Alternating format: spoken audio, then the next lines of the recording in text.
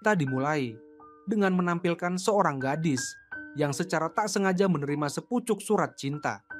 Pengirimnya adalah seorang siswa laki-laki yang baru saja pindah ke kelas mereka.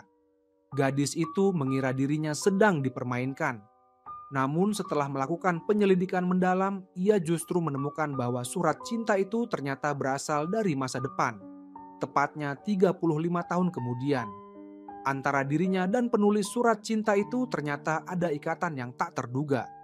Ada seorang pria tua yang selama puluhan tahun duduk di samping kotak pos tua yang sudah tak terpakai, menunggu surat datang.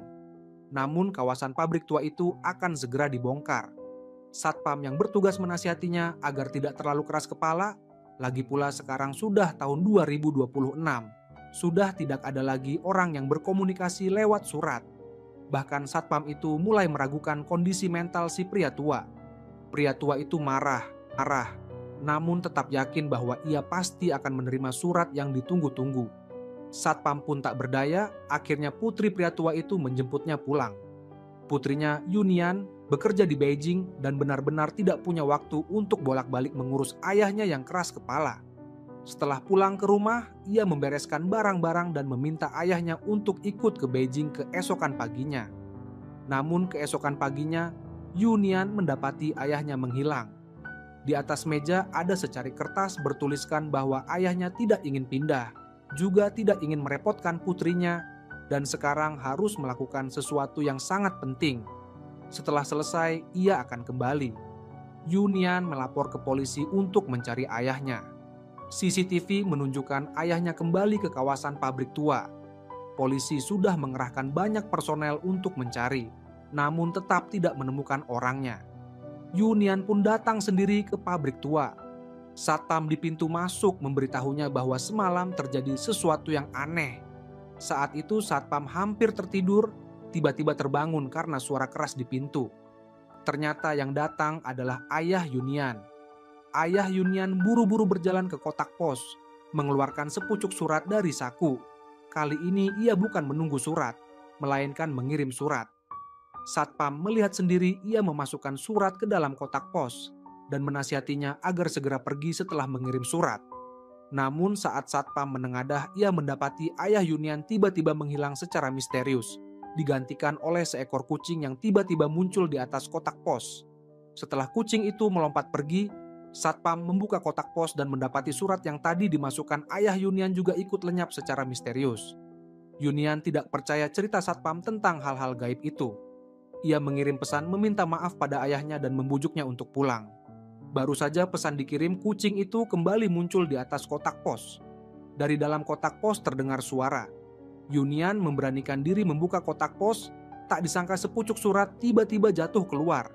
Di amplop tertulis, "Untuk Ye Haitang, 3 September 1991. Waktu pun mundur ke tahun 1991 di kota Meiwan.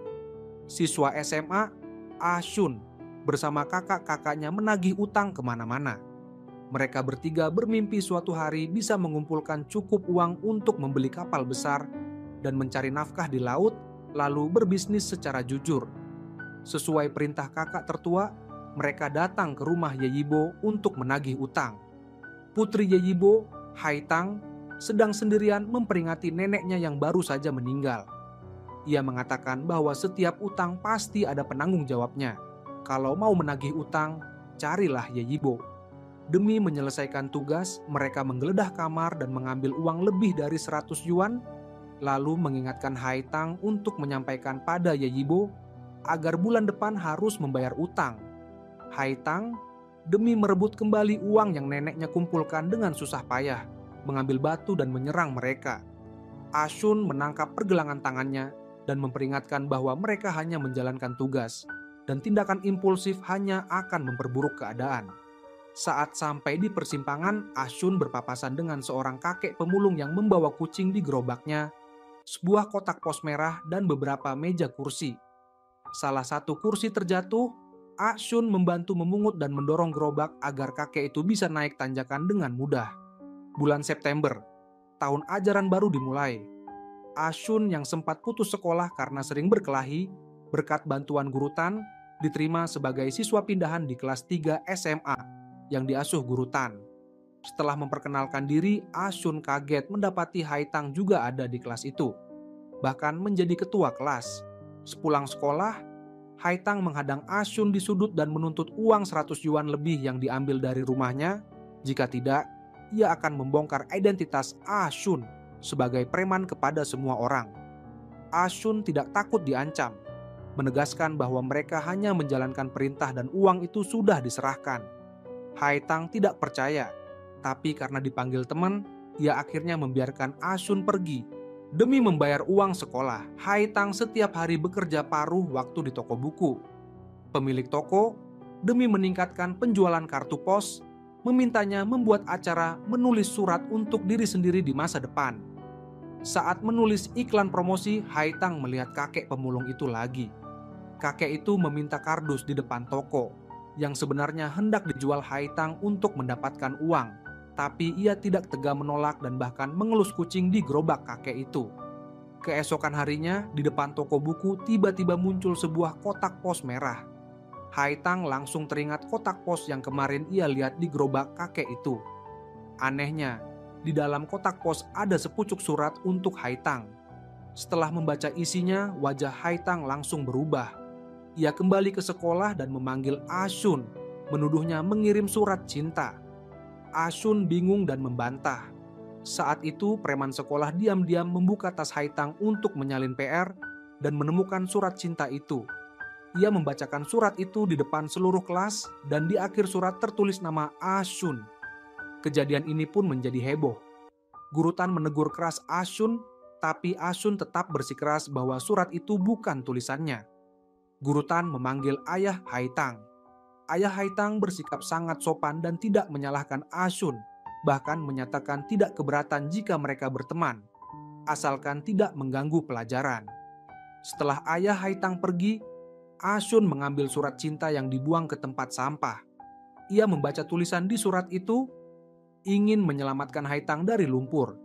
Tak disangka justru terjatuh ke jurang, dan di dalam jurang tersembunyi iblis.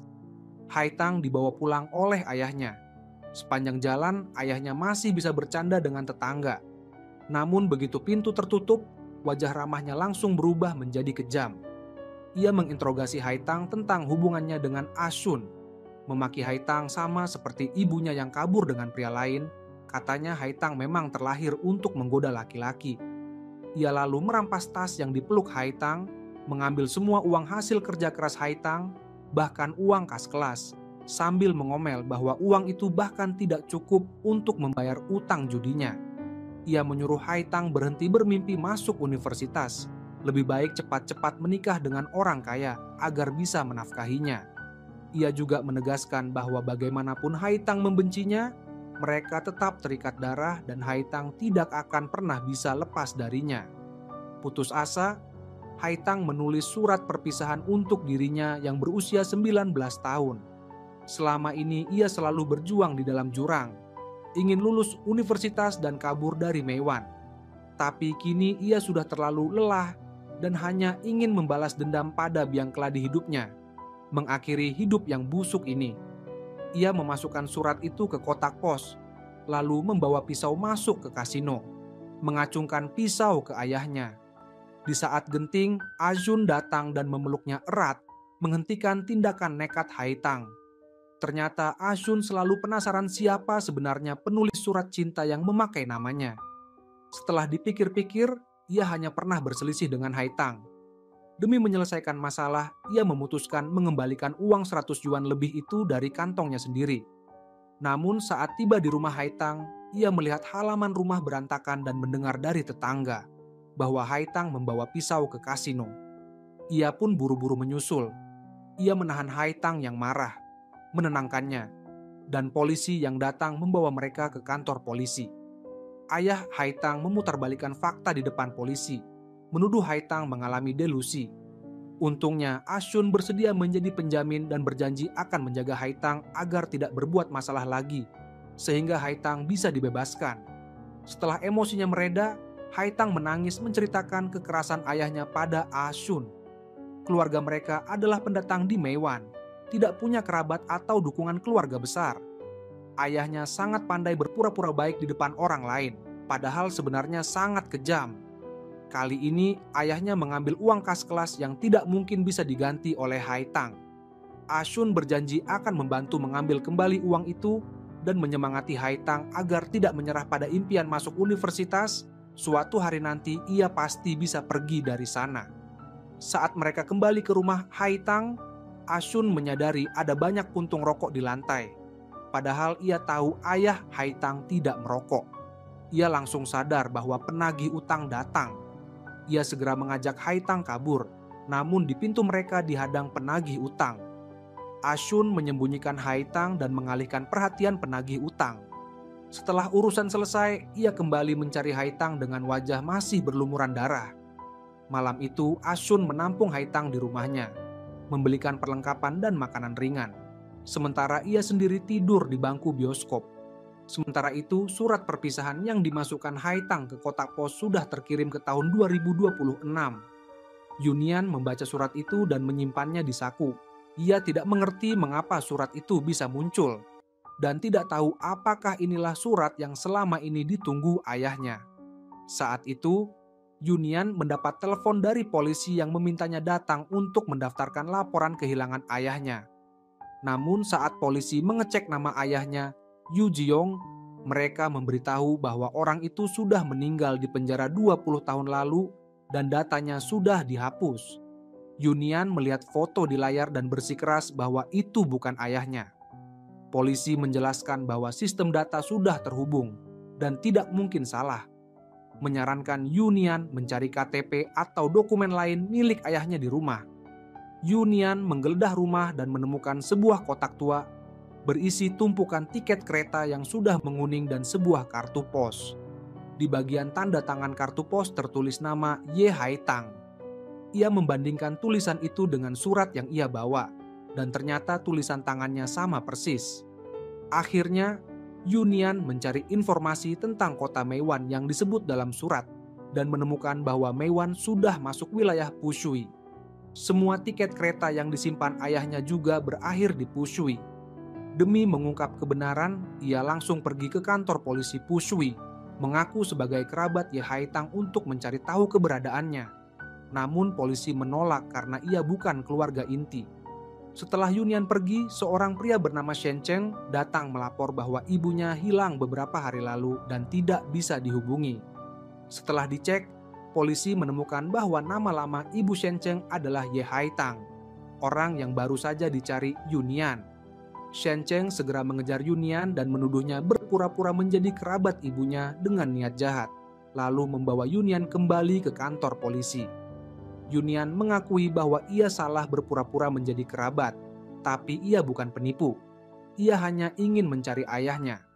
Setelah mereka saling bertukar informasi, mereka menyadari bahwa orang tua mereka menghilang di hari yang sama. Yunian mengikuti Shen Cheng ke rumah Ye Haitang dan baru tahu bahwa ia sudah bercerai. Shen Cheng selama ini tinggal di luar negeri bersama ayahnya dan kali ini pulang untuk mengajak ibunya ikut ke luar negeri. Yunian memperhatikan isi rumah dan matanya tertuju pada sebuah kaleng biskuit yang persis sama dengan milik ayahnya. Ia kembali membandingkan tulisan tangan Ye Haitang dengan surat yang ia bawa dan ternyata benar-benar sama. Namun Shen Cheng tidak percaya. Ia meragukan surat tahun 1900. 91 bisa diterima di tahun 2026. Apalagi kertas suratnya masih baru. Yunian tidak bisa membantah. Akhirnya mengajak Shen Cheng ke pabrik tua untuk meminta satpam yang menyaksikan kejadian aneh di kotak pos menjadi saksi. Sementara itu, pagi-pagi sekali Haitang sedang mengajukan permohonan pada Guru Tan untuk menunda pembayaran uang kas kelas. Guru Tan melihat luka di sudut bibir Haitang dan menanyakan apakah ia mengalami masalah, tapi Haitang hanya menggeleng dan tidak mau bercerita. Di kelas, Haitang melihat Ashun sedang berhadapan dengan preman sekolah. Suasana kelas yang tadinya ribut langsung hening. Saat itu, seorang siswa datang tergesa-gesa memberitahu bahwa ayah Haitang sedang mencari guru di kantor. Haitang langsung berlari ke bawah, diikuti Ashun. Di luar kantor, ayah Haitang yang perutnya dibalut perban sedang mengadu ke kepala sekolah bahwa sekolah tidak mendidik anaknya dengan baik. sehingga Haitang sampai berani mengacungkan pisau ke ayahnya. Haitang marah dan berusaha mengusir ayahnya, tapi ia malah didorong jatuh ke tanah. Ashun yang tak tahan lagi memukul ayah Haitang. Ayah Haitang pura-pura jatuh dan menuntut uang pengobatan. Kepala sekolah tidak ingin masalah ini mencoreng nama baik sekolah. Akhirnya membayar ganti rugi dan membujuk ayah Haitang pergi, lalu memperingatkan Guru Tan agar menindak tegas Ashun. Guru Tan menanyai hubungan Ashun dan Haitang. Ashun menjawab ia hanya ingin membantu Haitang. Dari awal yang salah bukan mereka, tapi ayah Haitang. Guru Tan menganggap Ashun beralasan, mengingatkan bahwa dulu ia kasihan melihat Ashun tumbuh di panti asuhan dan tidak ingin ia selamanya hidup sebagai penagih utang. Makanya ia berusaha keras memindahkan Ashun ke sekolah. Tapi ternyata Ashun tidak menghargai kesempatan itu. Ashun tidak bisa membantah, ia diam-diam menyerahkan uang pada Guru Tan untuk mengganti uang kas kelas Haitang, lalu menerima hukuman skorsing. Haitang yang mendengar kabar itu segera mencari Guru Tan dan memohon agar Ashun tidak dihukum, mengatakan bahwa Ashun tidak bersalah jika harus diskors atau dikeluarkan, biar ia saja yang menanggung. Guru Tan menasihatinya agar tidak menantang aturan sekolah. Ia sudah susah payah membujuk kepala sekolah agar hanya Ashun yang diskors. Jika terus ribut, mereka berdua bisa dikeluarkan. Sore itu, Ashun menemui Haitang. Mereka duduk di tepi sungai minum air gula. Haitang berterima kasih karena Ashun sudah membantu membayar uang kas kelas. Ia memberikan semua uang yang dimilikinya pada Ashun, sisanya akan dibayar bulan depan. Ashun juga memberikan uang 100 yuan lebih. Mengaku itu uang yang diambil dari rumah Haitang, sekarang dikembalikan. Ia juga memberikan nomor telepon, jika ada apa-apa bisa menghubunginya. Haitang menikmati air gula itu. Untuk pertama kalinya ia merasa tenang dan nyaman karena ada yang peduli padanya. Acara menulis surat untuk diri sendiri di masa depan pun resmi dimulai. Banyak orang mulai memasukkan surat ke kotak pos. Haitang tiba-tiba teringat surat perpisahan yang ia tulis. Ia membuka kotak pos untuk mengambilnya kembali. Tapi surat itu sudah hilang secara misterius. Padahal kunci kotak pos selalu dipegangnya. Tidak mungkin ada orang lain yang mengambil. Ia merasa aneh dan menelepon Ashun untuk meminta saran. Yang tidak ia ketahui, hari itu Ashun terlibat perkelahian dengan preman besar, Baoge, karena melindungi Haitang, sehingga mereka bertiga dipukuli habis-habisan dan tempat biliar mereka dihancurkan. Setelah menutup telepon, Haitang dipergoki ayahnya yang kalah judi dan dipaksa pulang, lagi-lagi menjadi pelampiasan kemarahan ayahnya. Setelah itu, Haitang pergi ke rumah Ashun karena khawatir setelah melihat tempat biliar berantakan. Celana Ashun masih berlumuran darah, tapi ia mengaku hanya terjadi sedikit keributan. Haitang membantu mengobati luka Ashun, dan Ashun melihat ada luka baru di lengan Haitang.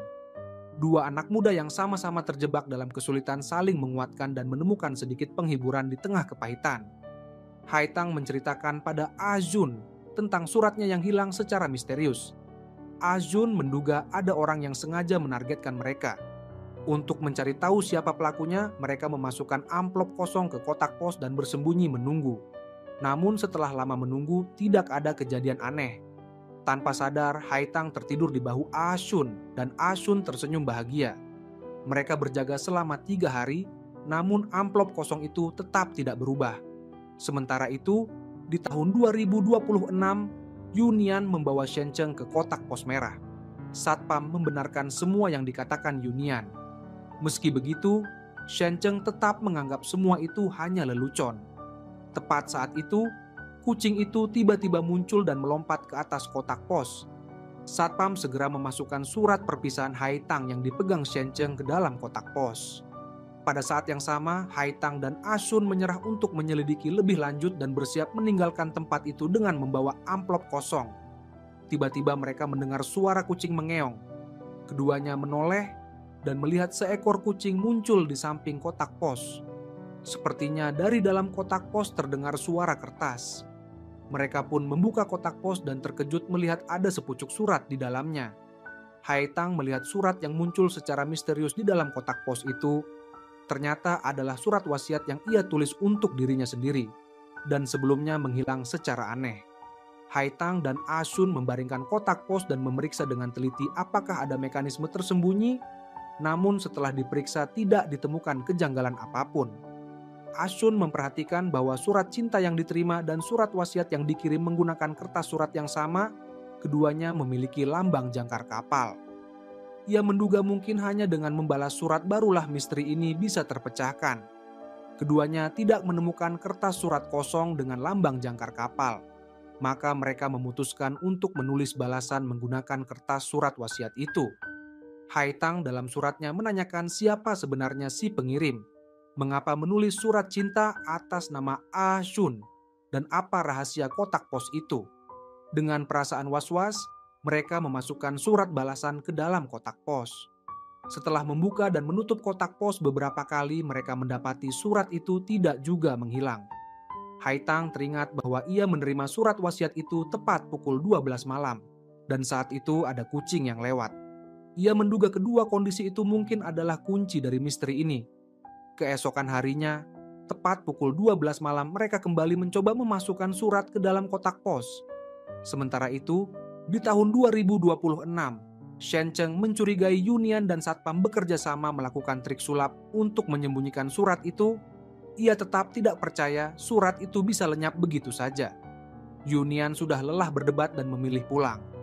Shen Cheng yang tidak punya tempat tujuan akhirnya ikut pulang bersama Yunian. Demi menemukan orang tua mereka, keduanya menyingkirkan prasangka dan membahas ulang kondisi masing-masing orang tua mereka. Shen Cheng bercerita bahwa saat ia berusia 10 tahun, orang tuanya bercerai dan ia ikut ayahnya tinggal di luar negeri, sementara ibunya tetap sendiri. Sedangkan Yunian lahir saat ibunya meninggal karena melahirkan, dan ia dibesarkan sendiri oleh ayahnya. Anehnya, dokumen menunjukkan bahwa ayahnya, Yu Jiong, sudah meninggal 20 tahun lalu. Ia menduga ayahnya menggunakan nama palsu, namun di rumah tidak ada dokumen atau foto ayahnya, sehingga tidak bisa memeriksa nama aslinya.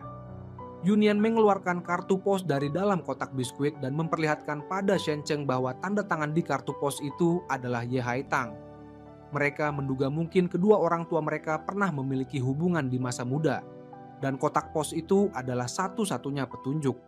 Jika mereka bisa menerima surat, mungkin mereka juga bisa mengirim surat.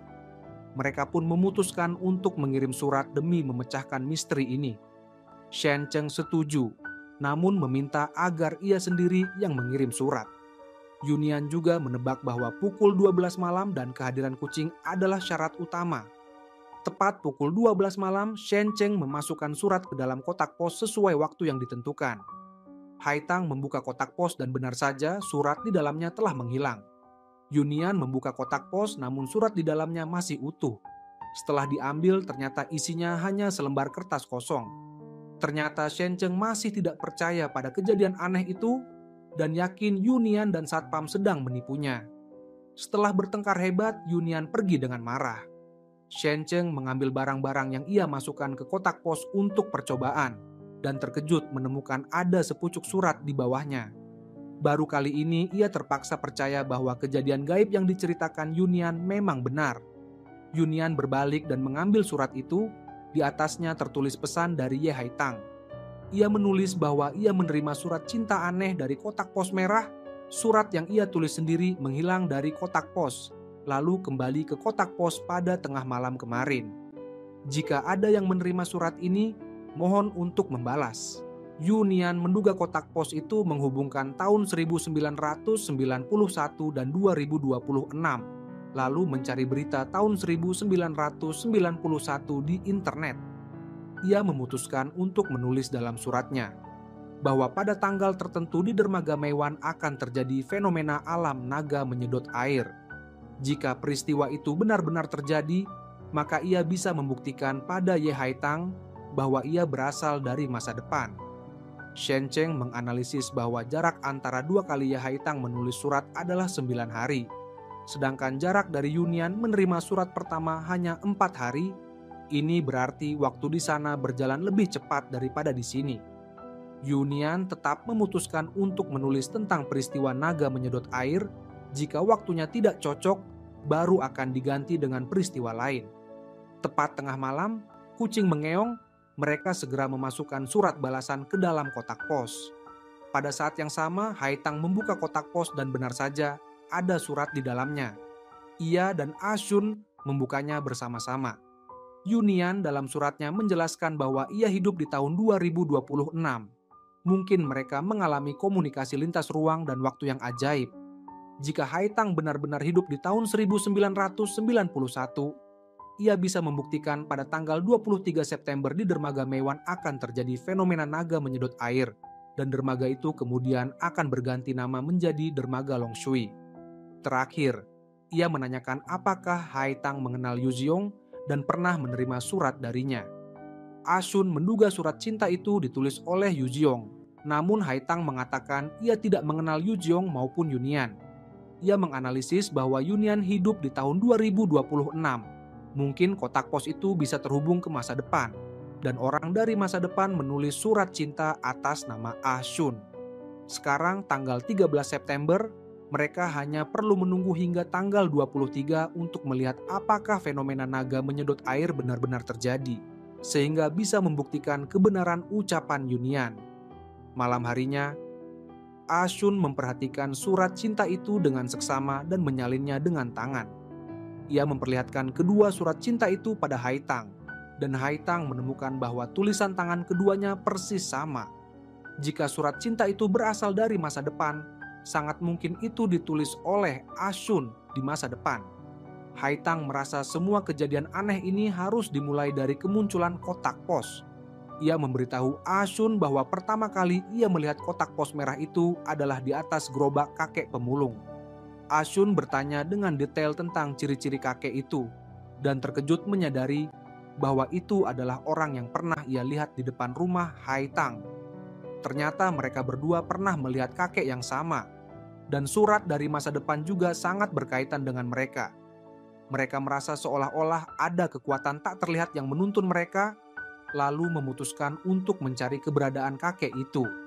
Namun setelah mencari ke tempat-tempat penampungan sampah di sekitar, tidak ada yang pernah melihat kakek seperti itu. Guru Tan memerintahkan Ajun untuk kembali ke sekolah keesokan harinya. Demi membantu Ajun memulai hidup baru, Haitang memotong rambutnya, berharap ia bisa belajar dengan baik, dan suatu hari mereka bisa masuk universitas bersama dan meninggalkan Mewan. Malam harinya, Ajun mengantar Haitang pulang. Saat berpisah, Haitang memberinya sebuah amplop dan memintanya untuk membukanya di rumah. Setelah Haitang menutup pintu, Ajun tidak sabar membuka amplop itu. Di dalamnya ada sebuah kartu pos bertuliskan pesan dari Haitang untuknya, berharap mereka punya keberanian untuk menjelajahi dunia dan keberuntungan untuk bertemu cahaya aurora. Hati Ashun terasa hangat dan ia sangat bahagia, penuh harapan pada masa depan. Namun, ia sama sekali tidak menyangka bahwa di rumah, Haitang kembali mengalami kekerasan dari ayahnya. Ayah Haitang memukulnya hingga pingsan saat ia lengah, lalu mengikat tangan dan kakinya, berencana keesokan paginya akan membawanya ke rumah sakit jiwa. Dengan begitu, ia bisa menjual rumah warisan nenek Haitang untuk melunasi utang judi. Ashun mendengar bahwa ayah Haitang telah mengajukan izin sakit untuk Haitang. Ia langsung merasa tidak enak. Ia bergegas ke rumah Haitang dan mendapati rumah dalam keadaan berantakan. Namun Haitang tidak ada di sana. Setelah mencari kemana-mana dan tidak menemukan Haitang, ia panik dan melapor ke polisi. Polisi masih mengingatnya dan menyebutkan bahwa gadis yang ia cari adalah yang dituduh ayahnya menderita delusi. Ucapan ini menyadarkan Ashun. Ia meminjam sepeda tetangga dan buru-buru menuju rumah sakit jiwa. Dari kejauhan, ia melihat ayah Haitang sedang menyeret Haitang ke dalam rumah sakit jiwa. Ia segera berlari dan memukul ayah Haitang hingga jatuh. Ayah Haitang tidak mampu melawan Ashun dan akhirnya melarikan diri dengan mobil. Ashun melepaskan ikatan di tubuh Haitang dan Haitang tidak bisa menahan tangis, memeluk Ashun erat-erat. Mereka pun kembali ke tempat tinggal Ashun. Ashun mengusulkan agar Haitang tinggal sementara di sana dan berkata mulai sekarang mereka adalah keluarga satu sama lain, saling menghangatkan. Sejak hari itu, dua orang yang belum pernah merasakan kebahagiaan keluarga akhirnya merasakan kebahagiaan dan keceriaan berkat kehadiran satu sama lain. Haitang membantu Ashun belajar dan Ashun mengajari Haitang naik sepeda. Keceriaan dan kepolosan remaja akhirnya perlahan muncul dalam hidup mereka. Tak terasa, tibalah tanggal 23 September. Mereka pergi ke dermaga untuk menyaksikan fenomena naga menyedot air yang disebut dalam surat Yunian. Setelah menunggu cukup lama, dermaga tetap tenang. Saat mereka hendak pergi, tiba-tiba fenomena naga menyedot air benar-benar muncul di belakang mereka. Sementara itu, di tahun 2026, polisi menemukan mayat yang diduga adalah Ye Haitang dan segera menghubungi Shen Cheng untuk mengidentifikasi. Polisi juga mengingatkan bahwa mayat itu sudah rusak parah karena terendam air, memintanya untuk bersiap secara mental. Polisi memperlihatkan foto yang menunjukkan ada seorang pria di kursi penumpang mobil Ye Haitang. Setelah Ye Haitang meninggal, pria itu menghilang dan diduga sebagai pelaku. Kemungkinan adalah ayah Yunian. Namun, foto itu tidak terlalu jelas, sehingga Yunian tidak bisa memastikan apakah itu ayahnya, tapi ia yakin ayahnya adalah orang baik dan tidak mungkin membunuh orang. Polisi kemudian memperlihatkan data Yujiong, memberitahu bahwa Yujiong yang meninggal di penjara 20 tahun lalu adalah ayah kandung Yunian. Sedangkan pria yang selama ini ia panggil ayah sebenarnya hanya berpura-pura menjadi Yujiong. Yunian tidak percaya karena sejak ia kecil ayah selalu bersamanya, nenek juga selalu memanggilnya Dayong. 20 tahun hidup bersama, kasih sayang ayah sangat nyata. Bagaimana mungkin ia palsu? Di sisi lain, setelah menyaksikan fenomena naga menyedot air, Ashun mengantar Haitang pulang dan melihat sekelompok orang sedang melihat-lihat rumah. Pemimpin mereka mengeluarkan surat utang dan mengatakan bahwa ayah Haitang telah menggadaikan rumah itu padanya, memerintahkan mereka untuk segera mengambil barang-barang dan pergi. Ashun mengambil pisau dapur dan menghadapi mereka, menegaskan bahwa utang itu urusan ayah Haitang dan mengancam mereka untuk mencari ayah Haitang. Ia juga menegaskan bahwa rumah itu sudah tidak ada hubungannya dengan ayah Haitang. Haitang juga menggenggam pisau dan berdiri di samping Ashun, menunjukkan sikap siap berjuang demi mempertahankan rumah. Setelah lawan mundur, Haitang sadar bahwa ini bukan solusi jangka panjang, karena setelah kelompok ini pergi, pasti akan ada orang lain yang datang. Ia mengusulkan agar rumah itu diserahkan saja. Namun Ashun berjanji selama ia ada, ia pasti akan membantu Haitang mempertahankan rumah. Haitang menatapnya dan hanya berkata pelan, Ashun lebih penting daripada rumah. Keesokan harinya, Haitang mengajak ayahnya bertemu dan mengeluarkan surat pernyataan pemutusan hubungan ayah anak yang sudah ia tulis, mengancam akan menyerahkan sertifikat rumah jika ayahnya mau menandatangani. Meski enggan melepaskan Haitang demi mendapatkan rumah, ayahnya akhirnya menandatangani surat itu. Haitang membawa guci abu neneknya dan buku-bukunya, lalu mengikuti Ashun kembali ke tempat tinggalnya. Ia meletakkan guci abu itu dengan baik, bersujud dan berkata bahwa mulai sekarang ia sudah punya rumah. Ia juga bersumpah di depan guci abu neneknya bahwa ia pasti akan melindungi dirinya sendiri. Malam itu, Haitang berbaring di tempat tidur, berkali-kali memanggil nama Ashun dengan lembut. Ini adalah hari paling bahagia dalam hidupnya. Begitu bahagia hingga ia enggan memejamkan mata. Ashun yang berjaga di atap rumah menjawab setiap panggilannya dengan sungguh-sungguh, membuktikan dengan tindakan bahwa ia selalu melindungi Haitang. Ashun membelikan Haitang gaun baru. Mereka bermain dan tertawa di bawah hujan. Mereka adalah keluarga satu sama lain, menjadi penopang jiwa dan diam-diam menumbuhkan benih cinta remaja yang polos. Meski hidup penuh kesulitan, masa depan tetap seperti lukisan indah yang menarik mereka untuk terus maju dengan berani. Berkat kerja keras tiga bersaudara, tempat biliar yang dihancurkan Bauge akan segera dibuka kembali. Mereka bertekad untuk menjalani bisnis yang jujur mulai sekarang. Namun, Bauge tidak mau menyerah begitu saja.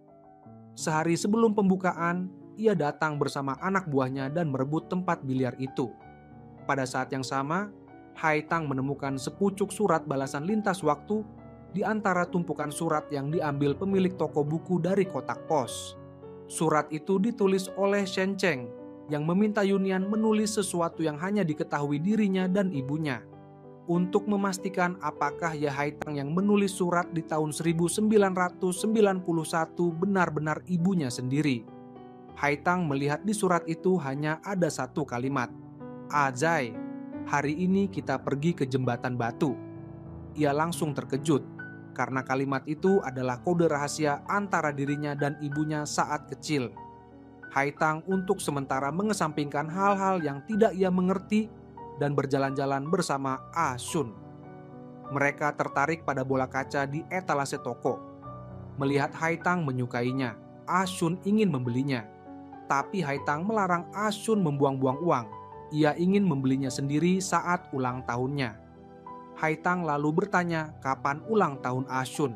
Namun Ah Shun tidak tahu tanggal pastinya dan belum pernah merayakan ulang tahun.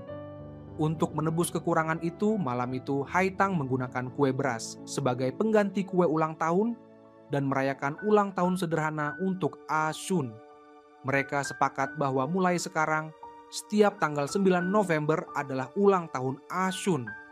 Ah Shun meniup lilin di atas kue beras sambil berdoa agar Haitang bisa masuk universitas impian, sehat selalu, dan bahagia seumur hidup. Haitang juga diam-diam berdoa agar Ah Shun selalu bahagia, setiap hari bahagia. Mereka meniup lilin bersama, berharap semua harapan indah itu segera terwujud. Namun kenyataan selalu membawa kekejaman yang tak terduga. Suatu malam, demi melindungi Haitang, Ah Shun secara tidak sengaja membunuh orang yang ingin mencelakai mereka. Haitang ingin menanggung akibatnya bersama Ah Shun, namun Ah Shun memaksa Haitang pulang, mengatakan bahwa Haitang yang pintar masih punya masa depan cerah. Biarlah hidup yang hancur ini ia tanggung sendiri. Ah Shun mendorong Haitang dan berlari ke kantor polisi untuk menyerahkan diri. Haitang mengejar dan ingin menjelaskan bahwa orang lainlah yang lebih dulu menyerang, namun Ah Shun yang sudah diborgol berteriak agar Haitang segera pergi. Akhirnya, Haitang ditarik keluar oleh polisi dan hubungan erat yang susah payah mereka bangun pun benar-benar terputus. Ah Shun dijatuhi hukuman 13 tahun penjara karena pembunuhan. Selama itu, setiap minggu Haitang selalu datang menjenguk, namun Ah Shun selalu menolak untuk menemuinya. Beberapa bulan kemudian, Haitang menerima surat dari Ah Shun. Isinya meminta Haitang untuk tidak lagi datang menjenguk, agar meninggalkan Meiwan dan menjalani hidup yang baik untuk dua orang. Hanya jika Haitang bahagia, hidup Ah Shun tidak sia-sia.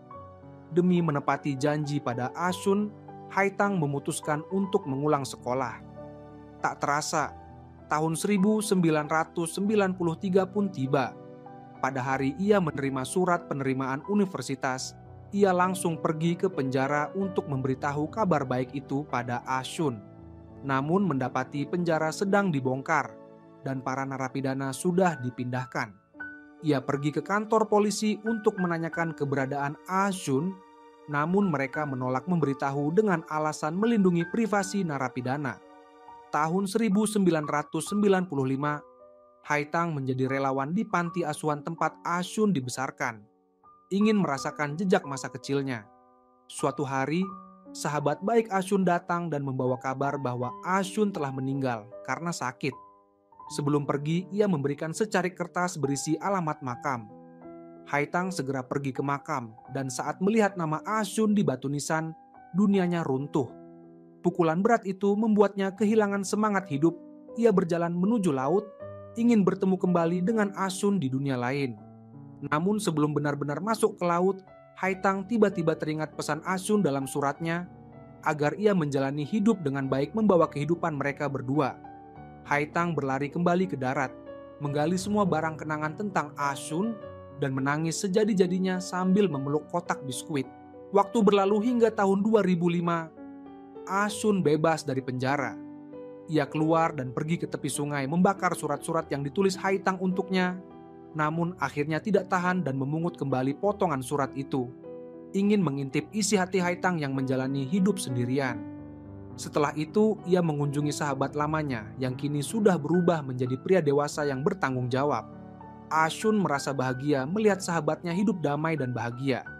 Sahabatnya memberikan nomor telepon Haitang dan menyarankan agar Ah Shun menghubunginya, karena ia yakin Haitang tidak pernah melupakan Ah Shun. Ah Shun pergi ke makam Di sana ada kue dan bunga segar di depan batu nisan. Petugas kebersihan memberitahu bahwa setiap tahun pada hari itu selalu ada orang yang datang membawa kue untuk berziarah. Ashun mengambil kue itu dan memakannya perlahan. Penyesalan yang menumpuk selama bertahun-tahun menyerbu seperti gelombang, membuatnya menangis terseduh-seduh. Setelah lama bimbang, akhirnya Ashun menelpon Haitang. Dari gagang telepon terdengar suara seorang anak laki-laki, lalu disusul suara Haitang, dan suara anak itu memanggil Mama. Ashun diam-diam menutup telepon. Ia tidak ingin lagi mengganggu kehidupan tenang Haitang. Ashun pun pergi ke utara memenuhi permintaan teman satu selnya Yu Ziong untuk menjenguk keluarganya. Ibu Yu Ziong sudah tua dan sering sakit, sementara Yunian, anak Yu Ziong, belum pernah bertemu ayahnya. Saat pertama kali melihat Ashun, Yunian dengan malu-malu memanggilnya Papa. Ashun tidak tega melihat nenek dan cucu itu hidup sebatang kara. Ia memutuskan untuk tinggal dan merawat mereka. Setelah ibu Yu Ziong meninggal, Ashun membawa Yunian ke galangan kapal untuk mencari nafkah. Dan sejak itu menetap di sana. Sejak hari itu, di dunia ini tidak ada lagi Ashun. Yang ada hanya Yu Ziong.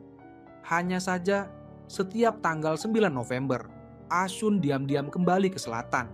Dari kejauhan melihat Haitang yang datang ke makam untuk merayakan ulang tahunnya. Mereka begitu dekat, namun seolah terpisah oleh jurang yang tak terjembatani. Dari masa muda hingga tua, janji yang dibuat di masa remaja akhirnya terlewatkan dengan penuh penyesalan. Ashun yang sudah tua sekali lagi mengantar kepergian Haitang, tak kuasa menahan tangis. Yunian datang ke kantor polisi untuk mengenali alamat rumah masa kecilnya. Polisi memberitahunya bahwa pada tahun 1991, Ashun dipenjara karena pembunuhan tak disengaja, dan di penjara ia berteman baik dengan ayah kandung Yunian, Yu Ziong, yang kemudian meninggal karena sakit di penjara.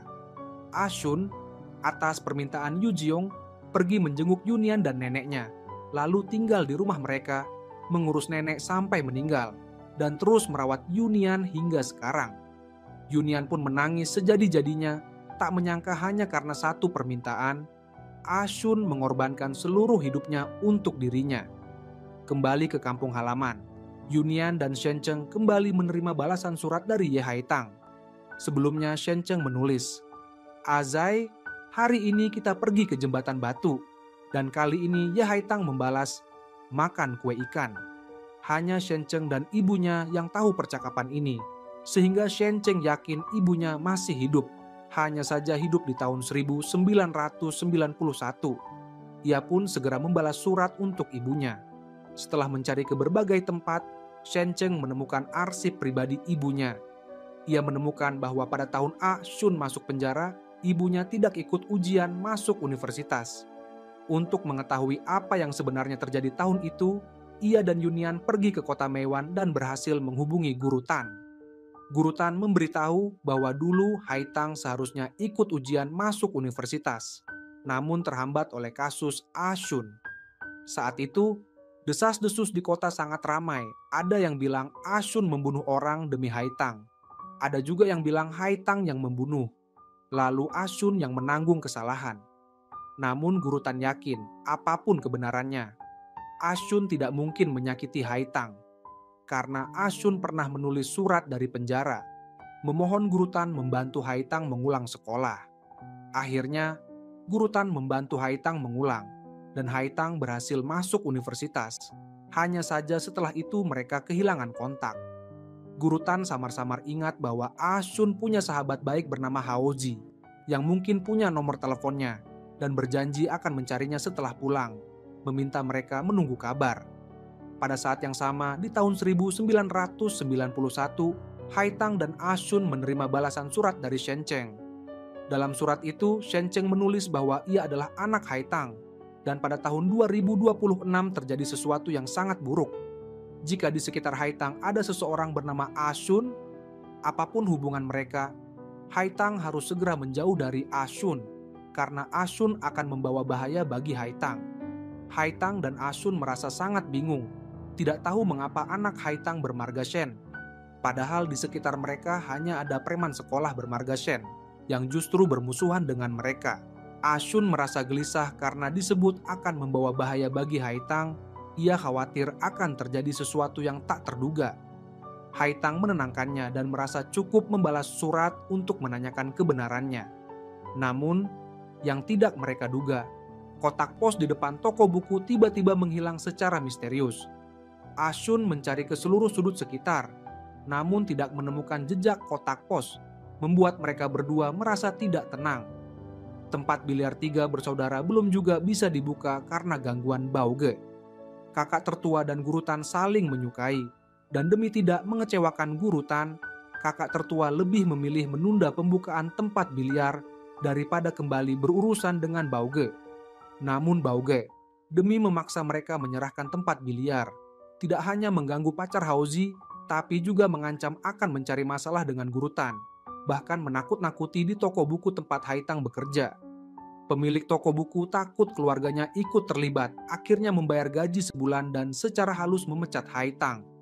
Mendengar kabar itu, Ashun ingin mencari para preman untuk membalas, namun Haitang menahannya mati-matian. Tidak ingin Ashun kembali ke kehidupan kekerasan. Bauge yang tidak mendapatkan tempat biliar, tidak mau menyerah. Untuk memaksa 3 bersaudara menyerah, ia menyuruh anak buahnya menghancurkan lapak es Hauzi, bahkan mengganggu pacar Hauzi. Pemilik toko buku yang kebetulan lewat tidak tahan melihat mereka menindas yang lemah, lalu menegur mereka. Tak disangka, keesokan harinya toko buku itu dihancurkan. Pemilik toko tidak sanggup menghadapi kekuatan jahat seperti itu, akhirnya menutup toko dan membawa keluarganya pulang kampung. Ashun dan Hauzi yang mendengar kabar itu langsung mengambil senjata untuk mencari Bauge, namun dicegah oleh kakak tertua. Kakak tertua mengatakan bahwa Bauge punya banyak anak buah dan sangat kejam. Jika mereka nekat melawan, sama saja dengan bundir. Setelah menenangkan mereka, kakak tertua pergi sendirian menemui Bauge, bahkan sampai berlutut memohon agar diberi jalan hidup. Bauge mengajukan syarat, kakak tertua harus membantunya sekali lagi, setelah itu mereka tidak akan diganggu lagi. Ashun tidak percaya pada janji Bauge dan menyarankan untuk langsung melapor polisi. Hauzi juga setuju, tidak bisa percaya, dan mengusulkan lebih baik membawa orang-orang yang mereka sayangi pergi dari kota ini. Namun kakak tertua merasa melapor polisi hanya akan membuat Bauge semakin dendam, dan melarikan diri bersama-sama juga tidak realistis. Setelah mempertimbangkan matang-matang, ia memutuskan menerima tawaran Bauge, berharap masih bisa hidup untuk memulai hidup baru, dan jika tidak bisa hidup, setidaknya akan menyeret Bauge bersamanya. Malam itu, setelah masing-masing berpamitan dengan orang yang mereka cintai, 3 bersaudara mengangkut 2 peti besar ke pabrik tua sesuai permintaan Bauge, bersiap melakukan transaksi. Pacar Hauzi secara tidak sengaja melihat mereka bertiga di dalam mobil, dan Haitang juga mengetahui Ashun berbohong padanya, karena Ashun bilang akan ke dermaga, tapi Haitang tidak menemukannya di sana. Ia bertanya pada pacar Hauzi, yang memberitahu arah mobil mereka. Haitang merasa firasat buruk dan segera berlari mencari mereka. Saat itu, 3 bersaudara sudah membawa peti ke tempat tujuan. Kakak tertua menunggu di luar untuk menerima uang, sementara Ashun dan Hauzi menjaga peti. Ashun tanpa sengaja melihat darah merembes keluar dari peti, merasa ada yang tidak beres, ia nekat membuka peti. Peti pertama berisi batu bata dan batu, sedangkan peti kedua berisi preman sekolah yang sekarat. Ashun membuka lakban di mulut preman sekolah dan bertanya mengapa ia sampai terikat di sana. Preman sekolah menangis, mengatakan ia tiba-tiba diculik di jalan dan tidak tahu alasannya. Ashun menjelaskan bahwa yang menculik dan ingin membunuhnya adalah Bauge, dan mereka juga tertipu oleh Bauge. Sekarang akan mengantarnya pulang, tapi preman sekolah harus bersedia menjadi saksi bahwa mereka tidak terlibat dalam penculikan ini. Baru saja mereka bertiga keluar, Bauge menghadang mereka. Ashun dan Hauzi diserang tiba-tiba dan langsung jatuh. Bersama preman sekolah mereka semua diikat. Ternyata Bauge menculik preman sekolah karena punya masalah dengan ayahnya. Ingin memeras uang dari ayah preman sekolah, dan berniat memanfaatkan 3 bersaudara untuk menyelesaikan urusan ini. Tapi tidak menyangka mereka malah menggagalkan rencananya. Demi menyelamatkan 2 saudaranya, kakak tertua memohon pada Bauge agar ia saja yang membunuh preman sekolah. Ashun berteriak marah, menuduh Bauge ingin menjebak mereka, Semua ini adalah ulah Bauge, tidak ada hubungannya dengan mereka. Ucapan ini membuat Bauge sangat marah. Ia berkata akan membebaskan kakak tertua dan Haozi, tapi Ashun harus mati. Kakak tertua dengan berat hati akhirnya meninggalkan Ashun dan menyeret Haozi pergi. Setelah semua orang keluar, Bauge membakar pabrik, ingin membunuh Ashun dan preman sekolah. Di saat genting, Haitang menerobos masuk dan melepaskan ikatan Ashun dan preman sekolah. Mereka bertiga berusaha melarikan diri, namun di luar mereka melihat Bauge tidak menepati janji. Kakak tertua dan Haozi sudah babak belur. Anak buah Bauge mengejar Ashun dan yang lain. Kakak tertua dan Haozi berusaha menahan mereka agar Ashun bisa melarikan diri. Untungnya mereka bertiga bertemu polisi yang datang. Sementara itu, Bauge memerintahkan anak buahnya membunuh kakak tertua dan Haozi. Namun keduanya melawan dan akhirnya berhasil mengalahkan Bauge. Setelah penculikan itu diusut tuntas, Ashun dibebaskan dari tahanan. Ia keluar dan menggendong Haitang yang menunggunya di luar untuk pulang. Kakak tertua dan Haozi dipenjara karena melukai orang, sedangkan kejahatan Bauge terbongkar dan ia dijatuhi hukuman penjara seumur hidup. Ashun dikeluarkan dari sekolah, lalu bekerja di dermaga sebagai buruh, bertekad bekerja keras agar Haitang bisa masuk universitas. Setelah kejadian itu, preman sekolah sangat berterima kasih pada Ashun dan Haitang. Demi membantu Haitang masuk universitas, ia mengajak Haitang belajar bersama, karena guru les di rumahnya sangat hebat. Meski ia sendiri tidak pandai belajar, ia yakin ini akan membantu Haitang. Ashun berterima kasih atas niat baik preman sekolah, tapi merasa sedikit tidak nyaman. Ia masih ingat dalam surat, Shen Cheng mengaku sebagai anak Haitang, dan kini Haitang akan belajar bersama preman sekolah setiap hari. Ia khawatir mereka akan saling jatuh cinta. Haitang menertawakan kecemburuan Ashun, mengatakan hari-hari bersama Ashun adalah masa paling bahagia dalam hidupnya. Haitang bermimpi ingin pergi bersama Ashun ke tempat bersalju. Jika kotak pos itu masih ada, ia ingin bertanya kepada Yunyan di masa depan, apakah ia akan menemukan ibunya. Saat membuang sampah di dekat dermaga, Ashun mendengar suara kucing dan melihat kucing yang sama seperti di samping kotak pos. Ia membuka kain bekas tempat kucing itu berdiri, dan ternyata kotak pos itu ada di bawahnya. Ia dengan gembira membawa kotak pos pulang dan bersama Haitang meletakkannya kembali di depan toko buku. Haitang menulis surat untuk Shen Cheng, menjelaskan bahwa Ashun adalah orang terdekatnya dan tidak akan pernah menyakitinya. Ingin tahu mengapa Shen Cheng berkata demikian. Ashun diam-diam mengambil surat itu dan menulis pertanyaan pada Shen Cheng. Siapa nama ayah Shen Cheng dan apakah ia baik pada Haitang? Saat menunggu balasan, ayah preman sekolah tiba-tiba datang, membawa sejumlah uang sebagai ucapan terima kasih karena telah menyelamatkan anaknya. Melihat mereka menolak, ia bercerita bahwa ia dan ibu Haitang adalah kenalan lama. Dulu, saat ia masih miskin dan ingin mencuri uang di pabrik gula, yang berjaga adalah ibu Haitang. Ibu Haitang memintanya mengembalikan uang dan tidak mempermasalahkan. Saat petugas keamanan datang, ibu Haitang mengaku ia adalah sepupunya, sehingga ia lolos dari hukuman. Setelah usahanya berkembang, ia ingin membantu ibu Haitang, tapi ibu Haitang hanya menerima 2 kaleng susu malt. Haitang tiba-tiba teringat, dulu ada pria yang memberi ibunya 2 kaleng susu malt, dan sejak saat itu ayahnya mulai curiga ibunya berselingkuh, menjadi sangat paranoid. Ayah preman sekolah juga menyebutkan bahwa ibu Haitang pernah memintanya membeli 2 tiket kapal, dan ia sudah menyiapkan barang-barang dan menunggu di dermaga. Tapi orang yang bertugas mengatakan ibu Haitang tidak naik kapal. Setelah kembali dari perjalanan dinas, ia ke rumah Haitang dan melihat ayah Haitang dikepung penagih utang. Ternyata ayah Haitang kalah judi lebih dari 1.000 yuan dalam semalam, jumlah yang sangat besar saat itu. Setelah ayah preman sekolah pergi, Haitang merasa ada yang aneh. Ia curiga dulu ibunya membeli 2 tiket kapal untuk mengajaknya pergi.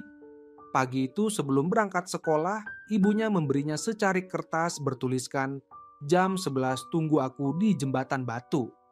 Tapi saat ia sampai di jembatan batu sudah jam 11 lewat 10 menit dan tidak menemukan ibunya. Sejak itu, ibunya menghilang. Dulu ayahnya selalu bilang pada orang-orang bahwa ibunya mencuri uang pabrik gula dan kabur dengan pria lain. Sekarang ia curiga, sebenarnya ayahnya yang mencuri uang. Di tahun 2026, Yunian menerima telepon dari Satpam. Diberitahu bahwa 3 hari lagi kawasan itu akan dibongkar. Kotak pos juga akan dibongkar. Yunian buru-buru pulang, ingin menulis surat sebelum kotak pos dibongkar, memberitahu semua kebenaran pada Haitang dan Ashun tahun 1991. Berharap dengan begitu kejadian buruk tidak akan terjadi. Namun saat mereka hendak berangkat, polisi memberitahu mereka telah menemukan keberadaan ayah Yunian, yang ternyata selama ini berada di pemakaman, kondisinya kritis dan sudah dibawa ke rumah sakit. Tapi saat Yunian tiba di rumah sakit, ayahnya sudah diam-diam meninggalkan kamar. Saat itu Ashun yang sudah tua kembali ke pemakaman. Saat hampir kehilangan kesadaran, ia melihat Haitang mengenakan gaun putih. Haitang mengulurkan tangan, mengajak Ashun pulang. Ashun menggenggam tangan Haitang, dan mereka berdua kembali menjadi muda, berlari bersama menuju tempat impian yang bersalju. Saat Yunian dan Shencheng tiba di pemakaman, Ashun sudah meninggal. Mereka menguburkan Ashun dan Haitang bersama, menempelkan foto masa muda mereka di batu nisan, berharap mereka bisa bersama selamanya. Polisi menemukan mayat di sungai beberapa kilometer dari tempat kematian Haitang. Setelah diperiksa ternyata itu adalah kakek Shencheng, ayah Haitang, dan waktu kematiannya sama dengan Haitang. Shencheng meminta melihat berkas kasus, ingin tahu bagaimana ibunya meninggal. Dalam berkas tercatat, Haitang yang sudah berusia 50-an secara tak sengaja bertemu ayahnya yang berpakaian compang-camping di jalan. Ia menanyai ayahnya tentang keberadaan ibunya, curiga ayahnya telah membunuh ibunya. Meski sudah tua, sifat buruk ayahnya tidak berubah. Ia membenci istrinya yang dulu ingin kabur dengan pria lain.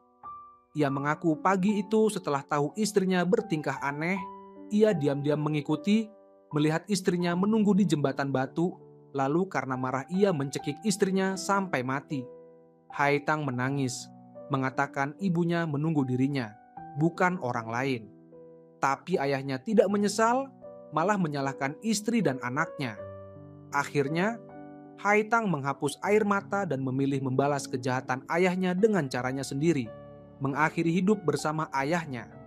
Setelah mengetahui kebenaran, Shencheng memutuskan menulis surat untuk mencegah ibunya tahun 1991 mengalami tragedi.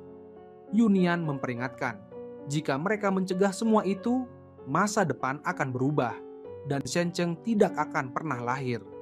Shencheng sudah memikirkan hal itu, tapi setelah mengetahui kisah cinta ibunya dan Ashun, ia tidak tega membiarkan dua orang yang saling mencintai harus berpisah penuh penderitaan. Meski ia akan menghilang, ia ingin ibunya mendapatkan akhir yang bahagia. Dengan tekad bulat, mereka menulis surat bersama, memperingatkan Haitang dan Ashun tahun 1991 agar malam 30 November tidak pergi ke Bukit Tengah, jika tidak Ashun akan membunuh orang dan mereka akan berpisah selamanya. Yunian dan Shencheng pun saling berpamitan. Yunian menangis memeluk Shencheng, berjanji akan selalu mengingatnya dan yakin suatu hari mereka akan bertemu lagi. Di tahun 1991, Ashun dan Haitang berjanji akan pergi bersama ke kotak pos jam 12 malam untuk melihat apakah ada balasan surat. Ashun menunggu lama di kotak pos, tapi tidak menemukan Haitang maupun surat. Ia pun pergi naik sepeda, namun baru beberapa langkah, kucing itu tiba-tiba menghalangi jalannya.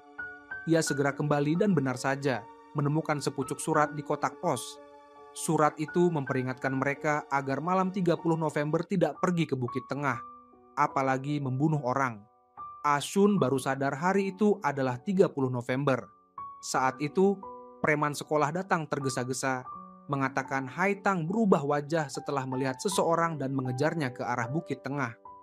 Ashun segera menyusul dan meminta preman sekolah melapor ke polisi. Saat itu, Haitang yang mengikuti ayahnya ke Bukit Tengah menemukan jepit rambut ibunya di jalan. Ia melihat ayahnya membawa karung dan hendak naik kapal, lalu bertanya apa isi karung itu. Ternyata, ayah Haitang yang melihat berita Bukit Tengah akan dibangun ulang, khawatir rahasia pembunuhan istrinya terbongkar. menggali tulang belulang istrinya dan membayar mahal orang untuk membuangnya. Haitang menebak ibunya dibunuh ayahnya, lalu berteriak dan melawan. Ayahnya dan kaki tangannya ingin melempar Haitang ke kapal juga. Di saat genting, Ai Chun datang dan bertarung, namun terluka. Saat hendak merebut pisau, ia teringat isi surat, ragu sejenak, lalu didorong dan ditindih lawan. Saat lawan hendak menusuknya, preman sekolah datang bersama polisi. Ayah Haitang dan kaki tangannya ditangkap. Haitang dan Asun yang selamat saling berpelukan, bersyukur mereka tidak sampai membunuh orang. Sementara itu, di tahun 2026, Yunian terbangun di apartemennya di Beijing, melihat kucing itu di sofa. Ia mencari nama ayah dan Shencheng di ponsel, tapi hasilnya kosong. Semua pengalaman itu seperti mimpi, tapi ia tahu orang-orang yang hilang di tahun 2026 akan selalu hidup dalam ingatannya. Ia juga yakin, di tahun 1991, Asun dan Haitang yang telah melalui banyak cobaan pasti akan mendapatkan masa depan yang cerah. Dan cerita pun berakhir.